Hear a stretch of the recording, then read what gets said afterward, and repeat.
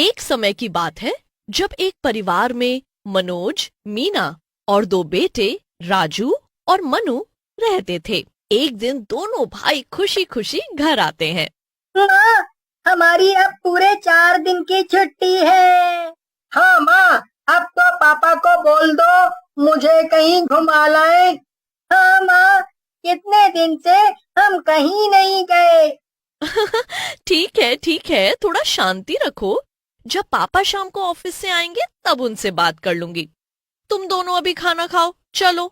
राजू और मनु खुशी से कूदने लगते हैं और शाम को अपने पापा के आने का इंतजार करने लगते हैं।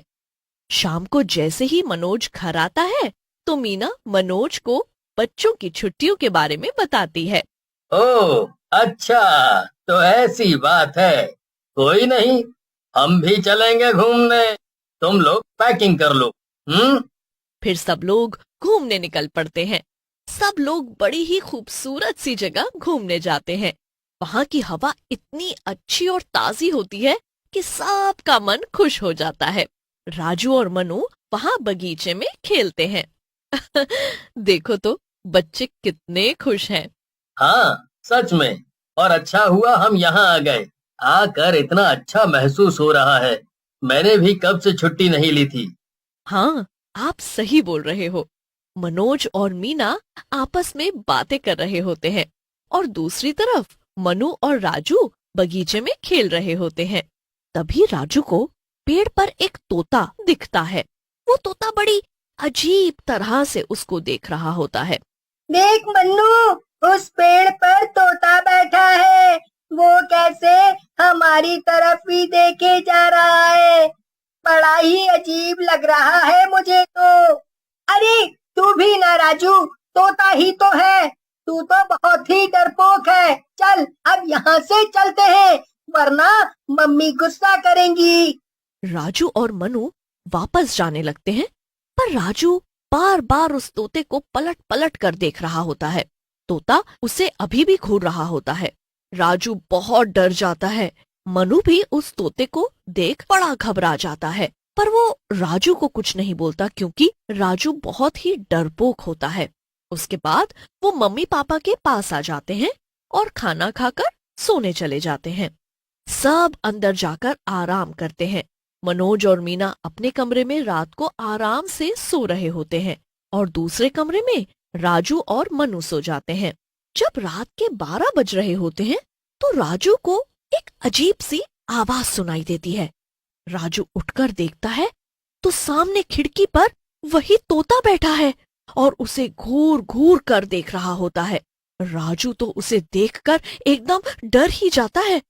ये खिड़की मैंने खुद अपने हाथों से रात को बंद की थी, तो ये खुल कैसे गई? और ये वही तोता है। कितनी अजीब तरह से देख रहा है मुझे। आखिर इसे कैसे पता चला मैं यहाँ हूँ? मुझे तो कुछ गड़बड़ लग रही है। मैं क्या करूँ? राजू जैसे तैसे हिम्मत करके एक डंडा उठाता है और खिड़की के पास उस तोते को भगाने जाता है। जैसे ही राजू उस तोते के पास पहुंचता है तो तोते की शक्ल भूत में बदल जाती है और वो तोता देखते ही देखते राजू से भी बड़ा हो जाता है। राजू चिल्लाने की कोशिश करता है, पर उससे पहले ही वो तोता राजू को अपने पंजों में दबोचकर उड़ा ले जाता है। राजू को वो तोता दूर उड़ा कर ले जाता है और मनु बस चिल्लाता रह जाता है। काफी दूर जाकर एक घना जंगल होता है। वहां एक बहुत पुराना किला होता है। वो किला देखने में ही बड़ा डरावना होता है। राजू ये सब देखकर बहुत घबराया हुआ होता है। उसे समझ नहीं आ रहा होता कि आखिर वो कहाँ आ गया है। ये मैं कहाँ आ गया हूँ? ये कैसी जगह है? कौन हो तुम? मुझे यहाँ क्यों ले आए? मैंने वही किया जो मेरी रानी का हुक्म था। मैं तो उसका गुलाम हूँ। रानी? कौन रानी? इतने में सामने से भयानक शक्ल की चुड़ैल चलकर आ रही होती है। कोई बचाओ मुझे! मम्मी, पापा, प्लीज मुझे इस चुड़ैल से बचाओ। कोई नहीं बचाएगा। एक बार जो यहाँ आ जाता है वो वापस नहीं जाएगा। अब बस मुझे इस बच्चे को अमावस तक कैद करके रखना है। उस रात मैं इसकी बलि दूंगी और मेरी शक्तियां 100 गुना ज्यादा हो जाएंगी। चुड़ैल राजू को एक पिंजरे में बंद कर देती है। पूरी रात राजू पिंजरे में बंद रोता रहता है। सुबह हो जाती है और फिर मनु उठकर राजू को ढूंढने लगता है। अरे ये इतनी सुबह सुबह कहाँ गायब हो गया?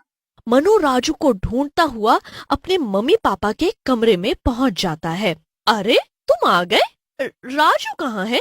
अभी तक सो रहा होगा पक्का, है ना? मैं तो उसी को ढूंढ रहा हूँ, वो तो कमरे में है ही नहीं। तो कहाँ गया सुबह सुबह? अरे यहीं कहीं खेल रहा होगा बाहर। इतना क्यों परेशान हो जा। सब लोग बाहर जाकर राजू को देखते हैं पर राजू कहीं भी नहीं दिखता। अब सब परेशान हो जाते हैं कि आखिर राजू गया तो गया कहाँ। सब पूरा दिन राजू को हर जगह ढूंढते रहते हैं पर राजू का कुछ पता नहीं चलता। राजू की माँ तो बहुत बुरी तरह रोना शुरू कर देती है। हाय मेरा बच्चा कहाँ चला गया? आप प्लीज उसे ढूंढ कर लाओ। अब तो देखो रात हो गई है। वो कहाँ होगा, कैसा होगा, किसके साथ होगा? अकेले तो वो रह भी नहीं सकता और बेचारा भूखा भी होगा। मन्नू तुम बताओ कुछ कि राजू आखिरी रात को तुम्हारे साथ ही सोया था ना? हाँ पापा, मेरे साथ ही सो रहा था। चलो एक बार इनके कमरे में जाकर चेक करते हैं। सब लोग बच्चों के कमरे में जाकर चेक करते हैं। तभी मन्नू की नजर वहाँ पड़े कुछ पंखों पर पड़ जाती है। चलो मन्नू क्या कर रहे हो? ये पंख देख रहा हूँ पापा। पंख? अरे ये तो किसी तोते के पंख हैं। वही तोता तो नहीं? कौन सा तोता? कल जब हम बगीचे में खेल रहे थे तो एक तोता राजू को देखे जा रहा था। बड़ा ही अजीब था वो तोता। फिर हम लोग यहाँ आ गए पर वो तोता राजू को देखे ही जा रहा था। अब रात को हमने खिड़की दरवाजे अच्छे से बंद रखे थे पर पता नहीं ये खिड़की किसने खोली और ये पंख यहाँ कैसे आए। तोता? आखिर एक तोता थोड़ी कुछ कर सकता है। पर पापा वो बहुत ही अजीब तोता था। मैंने राजू के सामने कुछ नहीं बोला क्योंकि वो बहुत ही डरपोक है। सब लोग बड़े परेशान हो जाते हैं और उस तोते को ढूंढने के लिए उस बगीचे में जाते हैं। उनको कहीं भी वो तोता नहीं दिखता पर उसके पंख इधर उधर पड़े दिखते हैं। पंखों के सहारे वो उस पुराने किले तक पहुंच जाते हैं। तुम दोनों बाहर रहो और मैं अंदर जाकर देखता हूँ। मनोज अंदर जाकर देखता है तो एक चुड़ैल तंत्र विद्या कर रही होती है और एक पिंजरे में राजू सो रहा होता है। मनोज ये देखकर एकदम हक्का पक्का रह जाता है। इतने में वहाँ वो भूतिया तोता भी आ जाता है। रानी साहिबा, आज मेरी कैद का आखिरी दिन है ना? उसके बाद तो तुम मेरे पैर का ये धागा खोल दोगी। कौन खोल कर सुन मेरी बात। मैं नहीं काटने वाली तेरा धागा और मैं तुझे जिंदगी भर अपने पास रखूंगी। मेरा कोई कुछ नहीं बिगाड़ सकता। चुड़ैल इतना कहकर अंदर चली जाती है और अपनी तंत्र विद्या शुरू कर देती है। बाहर सब लोग खड़े देखते रहते हैं। पापा मुझे लगता है कि राजू को बचाने में ये तोता ही है जो हमारी मदद कर सकता है। ये भी अब उस चुड़ैल का दुश्मन बन चुका है। क्यों न हम इससे मदद मांगे? मन्नू सही बोल रहा है। देखो वैसे भी अमावस की रात हो गई है। हमारे पास वक्त नहीं है। हमें जल्दी कुछ करना होगा। जल्दी से मनोज उस तोते के पास जाता है और उस तोते से मदद मांगता है। प्लीज प्लीज हमारी मदद करो। मेरा बेटा बेकार में उस चुड़ैल के हाथों बलि चढ़ जाएगा। तुम शायद उसे बचा सकते हो। हमारी मदद करो।